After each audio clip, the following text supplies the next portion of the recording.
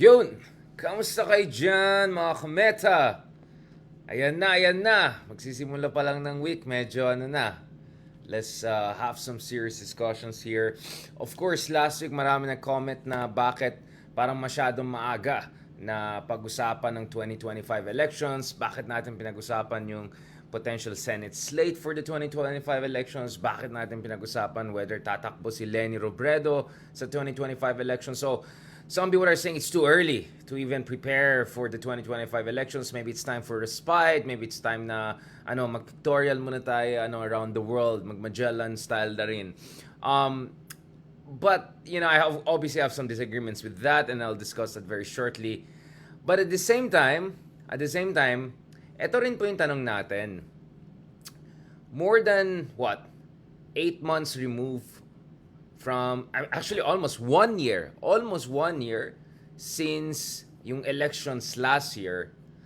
Ang tanong ng marami, including some people who volunteered for or worked for the opposition, were involved in the campaign of the opposition last year, a lot of them are wondering na kung meron pa rin parang reflection paper, no? Of course, in political terms, post-mortem, dun sa nangyaring campaign ni Leni Robredo, especially last year, what went right, what did not go right, what could have been improved upon, and what are the lessons to be learned from successes and not so much successes in the last year's elections in order to make sure that the opposition moves in the right direction come 2025 and onwards. No? Unang-una, let me immediately push back against this argument that hindi na kailangan yan, time na mag-move on. At the same time, let me also push back against the argument na masyadong maaga ng pag-usapan ang 2025 elections. People who are saying that they have no idea about what they're talking about. They don't understand how modern politics operates. Alright? And let me respectfully disagree with some people, including some of the supposed insiders in the Philippines who are saying, hintayin lang natin pag malapit na elections, doon na tayo mag-mobilize, etc. Well, actually, preparations and timing matters. It's not a guarantee that you'll be successful. So for instance, we had the case of Binay, nung panahon ni Aquino, na maaga-maaga pa lang yung kanyang position. Diba? Hindi naman siya DILG, but he was kind of like positioning himself for 2016 elections. No? Maaga-maaga. Now, of course, preparation is never a guarantee for success, but is a sine qua non for success, right? It's something that has to be done. Just to give you an idea, mga kameta, ng pinag-usapan natin, there are two things I'll give. Examples from the US, not necessarily because the US is the best country or best democracy, but just to put things into perspective. One, answering why it's not too early to talk about 2025, and at the same time answering why it's kind of getting too late before coming up with a proper analysis of what went right, what went wrong, and what went not so right or ugly in the last elections. Pag-usapan natin yan because the state of discussion so far, mga kameta, is on two levels. Either medyo denial or pag-usapan lang natin any doubts about the result of elections. Essentially, let's just not accept that the elections went to the other side. But that presupposes that your side got everything right. Right?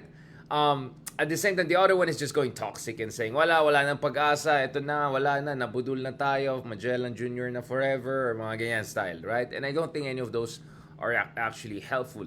First of all, dun sa mga hindi masyadong informed sa mundo, diba? This is how it works, no?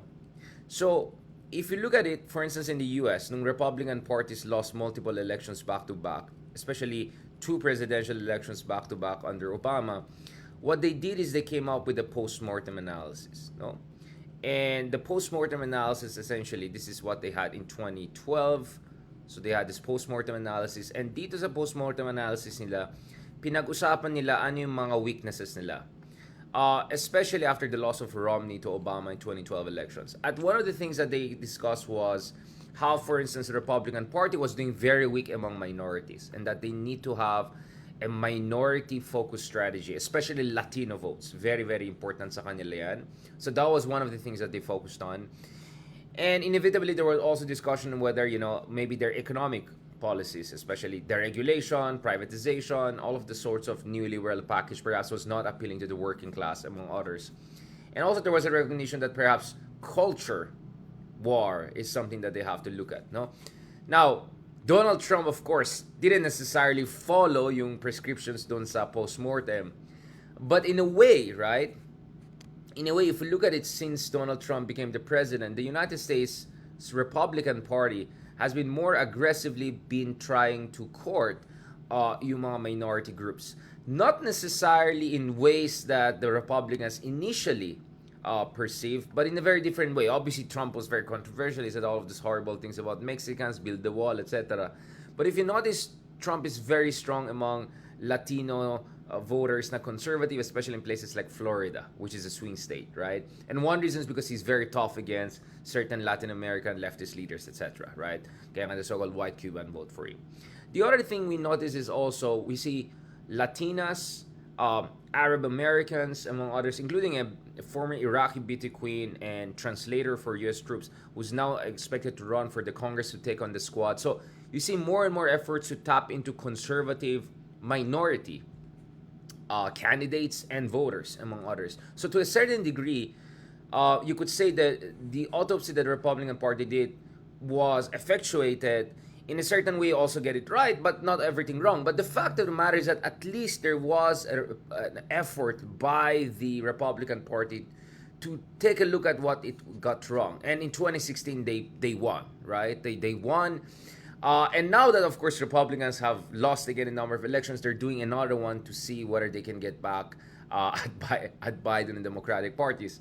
And the same thing, when in 2016 natalo yung mga Democrats to Donald Trump, they also came up with some fundamental analysis of what went wrong.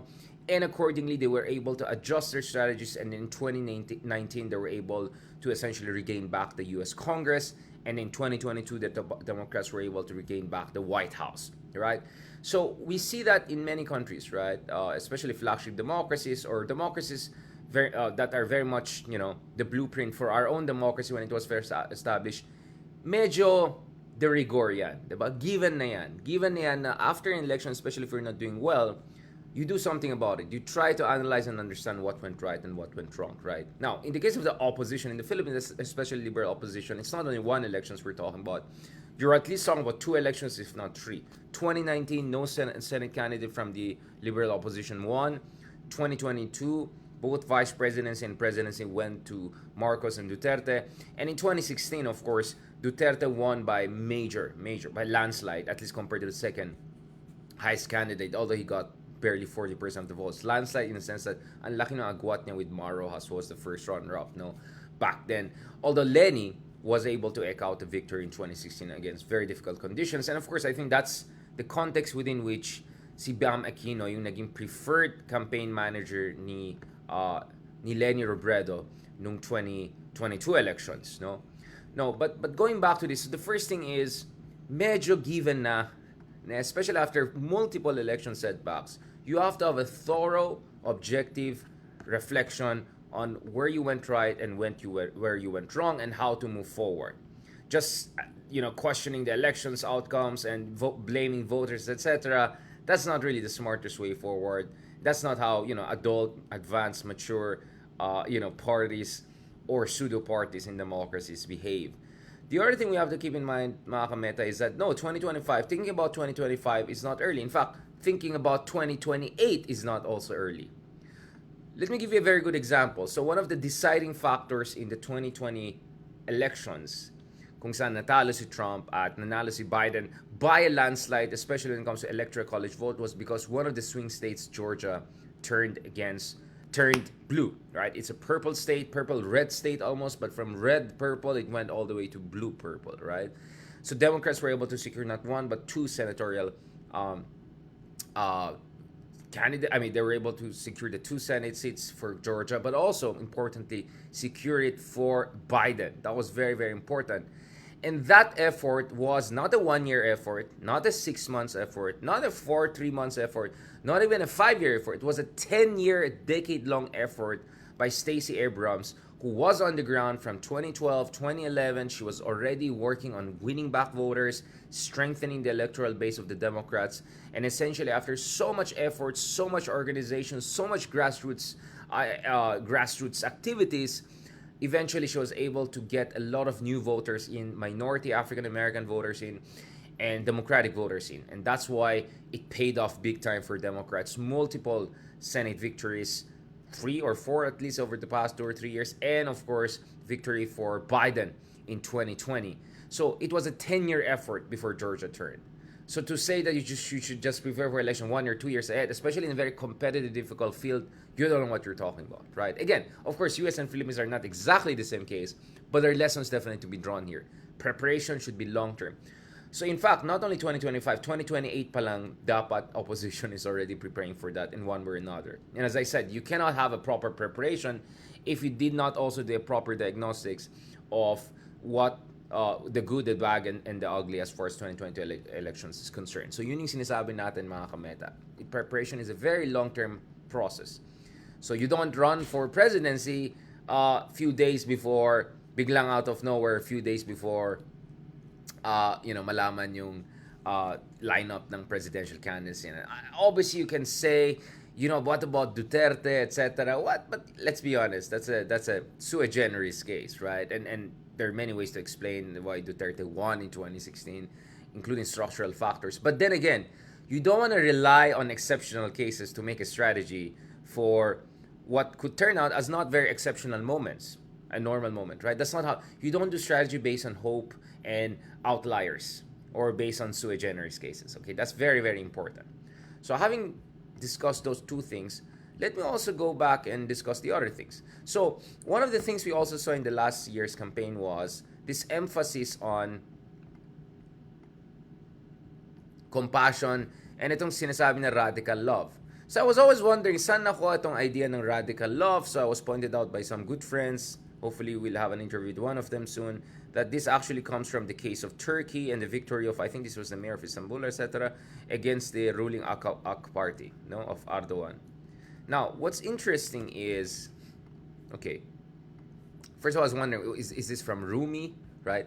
Now, obviously, I'm always the first person to say there are lessons to be learned from other countries, right? But one of the things we have to keep in mind, mga kameta, is, well, actually, the case in Turkey is very, very tricky because the local elections victory that they had a few years ago actually has been overturned because Erdogan still controls the state.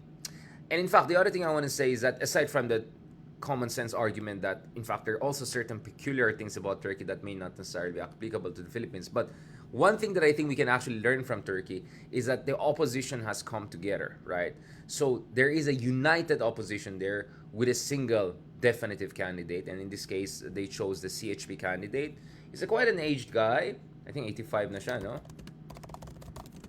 It was contentious, the process of choosing him again to run, because si Kilic Daruglu, so ito po yung candidate na pinili ng Turkey ngayon. But this is where it gets interesting. Speaking of Turkey, actually, one of the things that Turkey did in the case of opposition, and they may be finally successful this year, assuming Erdogan will not, go full-blown authoritarian, is that actually their opposition leaders and candidates eventually settled behind one candidate, which is precisely what did not happen in the Philippines. And what's even more tragic is that so this is Kilic Daruglu, who was chosen as the candidate of the united opposition against Erdogan. Now, he might have a chance, at least based on some surveys, he's leading, or he has a very good chance. But the thing is, the lesson we have to really learn from Turkey is actually they have a united opposition, and they had the process. Hindi lang yung nagmaritas lang, hindi lang nag-usap-usap lang. No, talaga there was a process, a kind of an election process, a very contentious inter-party process to choose the right candidate, to choose the candidate that they felt had authority within the party and had sufficient kind of momentum and resources to defeat yung kalaban nila, which is Erdogan in the case of Turkey. Now, obviously, Turkey's situation is far worse than the Philippines actually compared to the opposition, the deep state in Turkey, the imprisoning of the journalists. The situation actually is worse than Philippines, right? And Erdogan is far more powerful than Duterte ever was, right? More like Putin yung level of power na. Nonetheless, yun nga eh, there was a process, mechanism in place for these different candidates on the opposition to rally behind one candidate, and in that sense, they could best beat or they have the best chance to beat Erdogan. Whether they'll do it or not, open to debate yan. Let's see in the coming weeks. But at least there was that effort. And look at the case of the Philippines, right? There were some talk here and there. Each side had their own version. And then what? And then nung tumakbo si Isko and then tumakbo si Leni, ano nangyari? Grabe yung away, back and forth. And it got super bitter. So bitter that towards the end, Isko was bashing Leni and rather than focusing on Marcos, who was the leading candidate, etc. Now, I don't want to go in here and try to choose, say, which side was right or wrong. I think there were mistakes. I criticize also Isko for that. I think that press conference was very wrong. The one with Lacson, etc. It was a very... Lacson kasama? No, hindi pala. Sorry, hindi si Lacson kasama nun. Kasama si Lacson nun. Anyway, mamaya na tayo dyan. The thing is, mali talaga yung press conference na given na yan. But at the same time, the way Isko was attacked when he decided to run, and then Leni also decided to run later on, doon pa lang makikita mo good luck sa united opposition, right? Very different. Very immature what happened with the Philippines so-called opposition last year compared to what we see in even more besieged democracies or semi-democracies like we see in the case, andun yata si Lacson, di ba? In the case of Turkey, right? Also in Czech Republic, more similar to the Philippines, less besieged democracy, but nonetheless with the populist leader there, the united opposition was able to defeat them. In Hungary, not as successful, but they kept it at more like 40-60. Not, in the case of the Philippines, like 60-20, right? And then, we see in Latin America, eventually Lula was able to bring a united opposition, including some more conservative forces behind him to beat Bolsonaro. We also see even more successful case in Chile, for instance, whereby Boric was able to go from 20+% to 60+% by bringing more centrist, conservative, and center-left element behind his much more far-left party or progressive party. So I think the lesson here, beyond semantics, I mean, I love Rumi, by the way, just to be clear about it. And Rumi actually was Persian, not Turkish. But anyway, the thing is, united opposition, coalition politics. That's something extremely important. That's what we should have learned from Turkey, right? Or from many other countries which have had much greater success in defeating yung mga authoritarian leader or populist leaders. So this is another thing that we have to keep in mind, mga kameta. Now, let's move forward and have further discussion.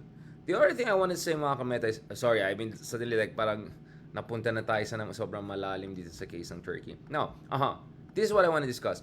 I kept on saying during the election period, this is kind of like a free advice out there as a political scientist. I said, actually, in the Philippines, if you look at the voters, and this is where we have an even more illiberal tendency perhaps in Turkey if you look at it. Now, if you look at the actual numbers, only 15% of Filipinos, based on a P1Q survey, were fully committed to liberal democracy. Meaning, vast majority of Filipinos are open to more authoritarian leaders, including leaders, so this is another survey, World Value Survey and Pew Survey a few years earlier, including leaders that don't even have to bother with elections, if that's going to bring about a more successful form of governance in terms of delivering basic services, etc. And in fact, the situation in the Philippines is quite similar, mga kameta, to places like India and Indonesia, where you have a much more successful populist authoritarian model, right? I mean, Modi, we don't, forever na yan si Modi maging Prime Minister ng India, the ratings are going. And in the case of Indonesia, there's still question as to whether Jokowi wants to stay around and if after Jokowi, there'll be more authoritarian leader inside, okay? Let's see, okay? So again, these are numbers. These are things I kept on saying. I kept on writing. I said, look at the numbers. Look at the numbers, okay? The numbers are absolutely clear. In fact, there was a very interesting book by Adele Webb. Hindi si Adele na singer. Wait lang. I hope I got her name right. Yeah, this Australian scholar. Yeah, Adele Webb, correct. Yeah, she had this book called Chasing Freedom, The Philippines' Long Journey to Democratic Ambivalence. Meaning, if you look at majority of Filipino voters, they're not so invested in democracy or liberal democracy. In general, like elections, for many reasons, as you can guess, but Filipinos are open to authoritarian leaders if those leaders can fix yung mga mess and problems that were not fixed since the return of so-called democracy after the collapse of the Marcos dictatorship. Again, these things were out. We kept on saying this. I kept on writing about these things, but for some reason, I didn't see that reflected in the communication strategy of the opposition. They kept on going back to lines that were mabenta nung 2010 elections ni Pinoy, or siguro 2013 at most. And then barely na in 2016, and clearly was not working in 2019, and yet pinipilit pa rin sa 2022. So this is what I'm talking about. So clearly, there has to be a proper analysis of what went right and what went wrong, right? Because this is the context I'm talking about. These are all the numbers, these are all the data. Now, there are a lot of people who will say, ay, natalo lang tayo dahil sa disinformation. Like, okay, disinformation was a problem. I think there's no point in denying it. But to boil it down to disinformation alone doesn't make sense. So for instance, if you look at it, in Brazil, in Peru, actually, progressive opposition or leftist leaders actually won. They were able to defeat the right-wing leaders. Fujimori in the case of Peru, Bolsonaro in the case of Brazil. And if you look at these countries, actually their disinformation problem is worse than the Philippines. Brazil actually ranks below the Philippines, and Peru is more or less tied with the Philippines, right? And a number of other Latin American countries are not too far away. And yet, they are as infested with disinformation as the Philippines, and yet their opposition does better than us, right? So that makes you wonder what's going on here. Can you just reduce it to disinformation, right? Now, obviously, when you talk about disinformation, you also have to analyze not only where disinformation comes from, why are many people susceptible to disinformation? And this is where things get interesting, because if you look at education standards and rankings, the Philippines is not doing well. But many Latin American countries where the opposition has done better has similar education crisis problems to the Philippines, and yet the opposition does better. So you can connect the dots, right? What is the relevance of this data, right? So to just blame the voters or to blame disinformation kind of misses the point, because other countries with similar problems, you see the opposition doing better, right? So you can connect the dots, what we're trying to say here. Now, one of the interesting things we saw in the last election was attack on Pulse Asia, many authoritative pollsters, and then a lot of emphasis on Google Trends. As I always said, the thing with Google Trends is that it may have its own value, but it better measures level of interest rather than level of voter preference. So for instance, if you did a Google Trends analytics of 2020 elections, actually Trump should have been ahead of Biden throughout much of the elections. Only sa dulo lang humabol na si Biden. But we know all the surveys suggested Biden was ahead of Trump, and the final election result also showed that Biden was ahead of Trump, right? So clearly this was not really the best way to measure voter preference, not interest level, but voter preference. And then we have a lot of charlatans who said horrible things about Pulse Asia and all of these survey agencies. I mean, no survey agencies is perfect, obviously. And a lot of these people are out there and speaking about fighting against disinformation, presenting himself as, merchants of enlightenment, blah, blah, blah, etc. But these are the very people who said horrible things during elections and totally no self-awareness, totally no sense of, repentance or whatever for a lot of things, including, some would say, the overemphasis on Google Analytics was giving false expectations to a lot of people, right? Now, this is not to say that we should not focus, mga kameta, on some of the concerns with vote buying or even some of the potential irregularities, etc. I'm not saying that, but I'm saying, if you want to question certain surveys, you want to make sure you come up with a better alternative, right? And as I said, there are serious limitations when it comes to things like Google Analytics, among other things, right? Oops, ako yung natanggal tuloy. Wait lang ah. Now, again, I understand the desperation of some parties to come up with anything to give people hope to vote, but the problem is that then when things don't go your way, what are the voters supposed to feel, right? So how are you going to sustain your mobilization afterwards? That's another concern that they have. And now we see that's why people are worried they are.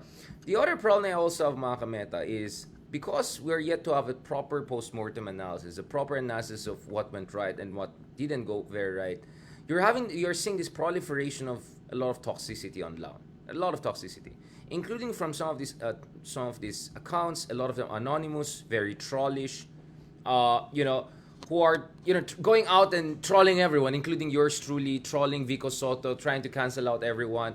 And what's interesting is that this is exactly what Robredos were speaking out against when they said stop name calling, rather try to convert on convince. Eto na nga, tapos na yung elections, we see even a worse version of what we saw last year, even more toxicity, even more attempts at cancel culture.